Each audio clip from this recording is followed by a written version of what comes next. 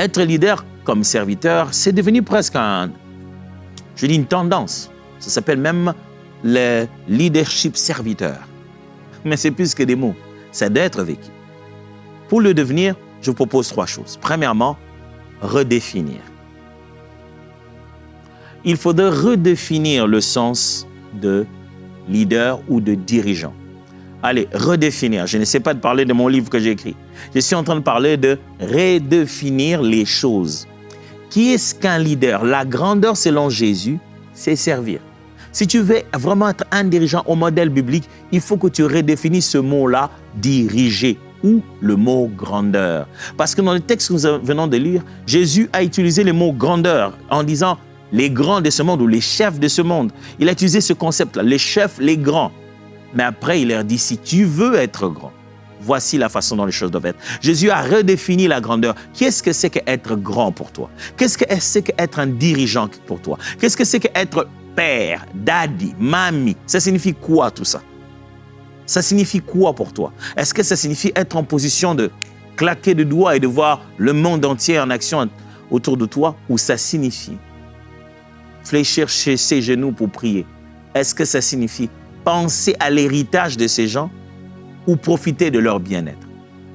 Es-tu serviteur en tant que leader?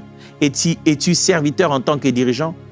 Es-tu serviteur, une mère servante, un père serviteur, un grand frère, une grande sœur qui sert les autres, qui les dirige en se donnant disponible en leur faveur? Est-ce que tu es grand par service ou grand par tyrannie? Redéfinis que veut dire grandeur. Deuxièmement, c'est servir avec intention. Le serviteur ou leader descend pour élever les autres. Si tu veux vraiment diriger les autres selon la parole de Dieu, il faut que tu sois serviteur en l'ayant voulu. C'est-à-dire, ça ne doit pas juste... ce n'est pas la fonction qui t'oblige. Tu vas dire, bon, ok, comme moi je suis chargé de balayer, je balaye. Je n'ai pas beaucoup trop de choix. Non, tu peux être chargé d'autres choses, mais tu poses les gestes des services adéquats pour que les gens avec qui tu travailles, les gens que tu diriges, ta famille, tes enfants, ta femme, tes collaborateurs, les personnes avec qui tu es, les membres de l'Église, voient l'exemple des services. Jésus ne l'a pas caché. Être intentionnel ne veut pas dire être manipulatif. Jésus l'a dit en allant s'asseoir. Après qu'il ira laver les pieds, il est venu s'asseoir, il leur a dit, vous savez pourquoi je fais ça? Je le fais pour donner un exemple. Ça veut dire que Jésus savait ce qu'il faisait. Ce n'est pas qu'il s'est juste dit, bon, je lave les pieds, c'est juste un réflexe, je suis comme ça. Non, il a dit, je me suis levé, lavé les pieds pour vous donner un exemple. Vous ne pouvez pas diriger les gens sans avoir l'intentionnalité de l'exemplarité. Vous devez penser vous-même quoi faire pour que ça inspire comme un exemple. Vous ne pouvez pas juste être le matin, vous réveiller chaque jour, matin, soir et aller dormir et juste être père. Non, être père, ça demande de l'exemplarité. Vous ne pouvez pas juste aller préparer à manger et puis après, voilà, rester sur votre téléphone, regarder les films ou regarder votre TikTok et vous dites que vous êtes mère. Non, ça demande aussi de l'intentionnalité de service. Vous devez vous dire en quoi donnerais-je l'exemple de mère. Pas de mère parce que je suis la mère, la patronne, mais l'exemple à suivre. Troisièmement, structurer. Si vous devez redéfinir ce que veut dire un grand, un leader, si vous devez vous mettre à servir intentionnellement, vous mettre en position de service, élever les autres à travers votre service, vous devez aussi structurer. Ça veut dire servir sans se laisser exploiter. C'est mettre des limites et responsabilités.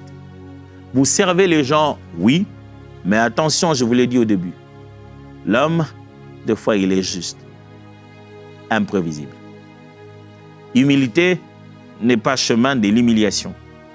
Servir les gens doit se faire avec structure, organisation, avec des limites. Ça doit être clair. Jésus a levé leurs pieds.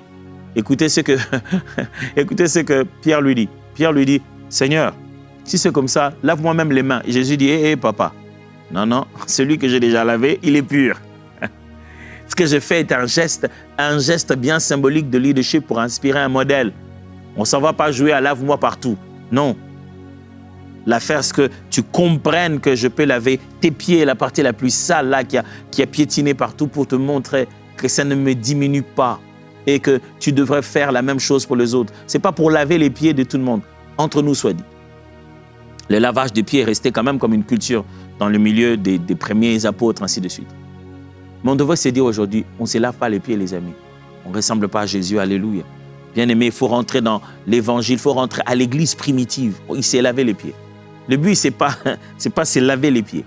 Le but, c'est prendre soin des uns et des autres avec humilité.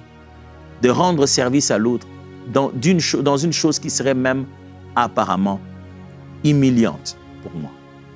Mais quand vous le faites, vous devez le faire avec limite et responsabilité.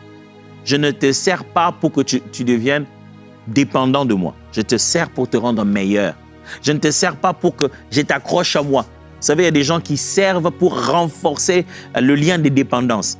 Ils te donnent des choses pour que de plus en plus tu dépendes de lui. Non. Ici, c'est servir pour rendre libre, pour rendre responsable, servir avec limite. Je peux t'aider dans ça, mais je ne peux pas t'aider dans ça. Cette attitude-là, c'est l'attitude d'un leader, d'un dirigeant, d'un conducteur, d'un berger, d'un père, d'une mère, d'un responsable d'entreprise, d'un pasteur d'église. C'est l'attitude d'un serviteur, selon Dieu. Êtes-vous un serviteur de Dieu? Pourquoi on commencerait par le mot serviteur si vous ne servez pas? Voici les défis que je vous propose cette semaine. Quelle personne vas-tu élever cette semaine en descendant pour le servir concrètement? Dans ton milieu, à l'église, à la maison, peut-être que tu as besoin de servir tellement l'aîné de la famille que ça va monter son leadership à la maison. Peut-être que tu as besoin de servir tellement quelqu'un à l'église, au travail. Quelle est cette personne que tu vas accepter d'élever grâce à ton service? À combien tu vas descendre à côté de cette personne?